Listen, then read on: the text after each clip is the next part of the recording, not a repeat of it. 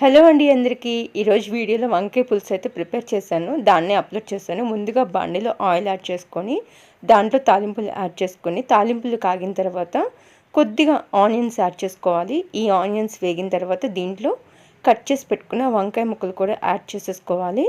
దీంట్లో కాస్త ఉప్పు, కాస్త పసుపు, కాస్త అల్లం వెల్లుల్లి పేస్ట్ కూడా యాడ్ చేసి ఫ్రై చేసుకోవాలి.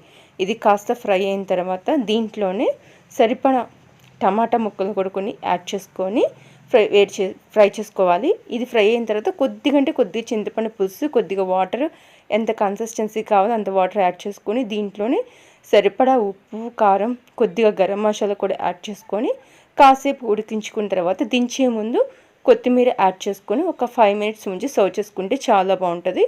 ఈ వీడియో కనుక మీకు నచ్చితే ఖచ్చితంగా లైక్ చేయండి, షేర్ చేయండి, సబ్స్క్రైబ్ చేయండి. Thank you for watching.